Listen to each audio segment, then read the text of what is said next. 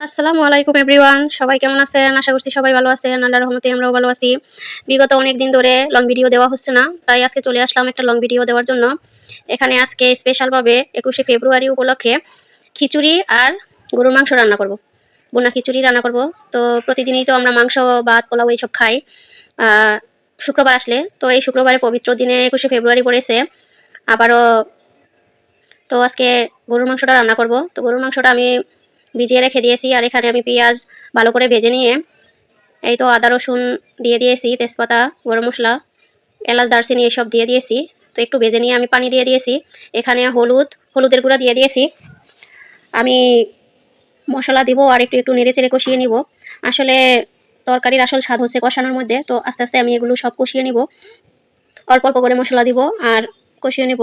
এখানে মরিচের গুঁড়ো, ধনিয়ার গুঁড়ো সবগুলো একসাথে দিয়ে আমি ভালো করে নেড়ে চেড়ে মিশিয়ে নেব। তারপরে টমেটো কুচি আছে, এখানে টমেটো কুচি দিয়ে দিলাম। কারণ আমি সব সময় গরুর মাংস বা মুরগির মাংস রান্নার সময় কালার আসার জন্য টমেটোটা ব্যবহার করে থাকি। অনেকে চাইলে টমেটোর সসটাও ব্যবহার করতে পারেন। তো টমেটো থাকলে এটাই দেওয়া সবচেয়ে ভালো। কারণ আমি অতিরিক্ত ঝাল দিই না, যেহেতু আমার 2 ছেলে আছে, ওরা খেতে পারে না। তো এখানে আমার কষানো হয়ে গেছে আর গরুর মাংসটা দিয়েও আমি ভালো করে কষিয়ে নিয়েছি। এই যে দেখুন কালারটা কত সুন্দর আসছে। এখানে আমি আলুগুলোও দিয়ে দিয়েছি, যেহেতু আজকে খিচুড়ি দিয়ে খাবো। আর গরুর মাংস বলেন আর মুরগির মাংস বলেন, আলু ছাড়া কিন্তু ভালোই লাগে না, আলু দিলে অনেক মজা লাগে। তো এখানে আমি ঢেকে রেখে দিব। আর অন্য চুলায় আমি খিচুড়ির জন্য পেঁয়াজ দিয়ে দিয়েছি তেলের মধ্যে, এটাকে একটু হালকা ভেজে নিব। তারপরে এখানে আরেকটা জিনিস দেখাই, আমরা যে মটরগুলো খাই, কাবলি বুট বলি, তো ওইগুলাতে রং দিয়ে দেখুন কি অবস্থা করে রেখে দিয়েছি। আমি গরম পানি দিয়ে ভিজিয়ে রেখে দিয়েছি, এখানে সবুজ হয়ে গেছে। তো এখানে আমি তেজপাতা আর দারুচিনি দিয়ে দিলাম, এলাচ, এগুলো দিয়ে হালকা একটু নেড়ে চেড়ে তারপরে আদা রসুন দিয়ে দিব। যেহেতু এখানে আমি এক্সট্রা আলাদা বিরিয়ানির মশলাও ব্যবহার করব, তো আমি একটু কমিয়ে দিব। আর এখানে আমি আলুটা মাংসটা কষিয়ে নিয়েছি, তো গরম পানি দিয়ে দিলাম। গরম পানি দিয়ে ডেকে রেখে দিব হাই হিটে, কারণ আমি এখন পাশে বসে অন্য চুলায় রান্না করব। তো এখানে আমি মশলাতে হালকা পানি দিয়ে দিয়েছি, কারণ সাইড দিয়ে পুড়ে যাচ্ছিল। আর প্রথমে আমি মরিচের গুঁড়া, হলুদের গুঁড়া এগুলো দিয়ে দিলাম অল্প অল্প, এখানে মিশিয়ে নিব। তারপরে লবণটা স্বাদ মতো দিয়ে দিব।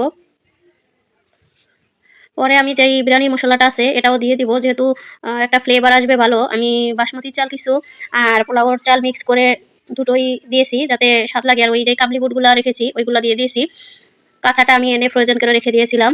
তো তারপরে দেখি এত কালার, পরে আমি গরম পানি দিয়ে আধা ঘন্টা ভিজিয়ে রেখে দিয়েছিলাম। আর এখানে আমি টমেটো দিয়েছি। আপনারা চাইলে খিচুড়ি রান্না করলে যে কোনো সবজি দিতে পারেন। তো আমি এই দুটোই দিয়েছি, যেহেতু আলু দিয়েছি মাংসতে, তো এখানে খিচুড়িতে আর আলু দিব না। এখানে যে চালটা আছে বাসমতি চাল আর পোলাওর চালটা আমি ভিজিয়ে রেখে দিয়েছিলাম, সেই চালটাও দিয়ে দিব। হালকা নাড়িয়ে চাড়িয়ে ভালো করে মিশিয়ে নিব মশলার সাথে। তারপরে আমি গরম পানি দিয়ে দিব। এখানে গরম পানিটা দিলে হয় কি, আপনার চালটার নষ্ট বেশি হয় না। আপনার পরিমাণ মতো গরম পানি দিয়ে ডেকে রেখে দিব 10 মিনিটের জন্য। আর এদিকে আমার মাংসটা পানিটা বলক এসে গেছে। আর এই তো আমার খিচুড়ি প্রায় অর্ধেকই হয়ে গেছে। তো আমি যেহেতু মরিচ কম দিয়েছি, তো আস্ত মরিচ দিব, যে এই পর্যায়ে দিব যাতে গলে না যায়, কারণ গলে গেলে তো অনেক জাল হয়ে যাবে, আমার বাচ্চারা খেতে পারবে না। এই মুহূর্তে আমি কাঁচামরিচ দিয়ে দিলাম। আর আপনাদের কাদের মন চাচ্ছে এই রান্নাগুলো দেখে খেতে চলে আসেন আমার বাসায়, অবশ্যই খাওয়াবো। তো এই তো আমার প্রায় হয়ে গেছে।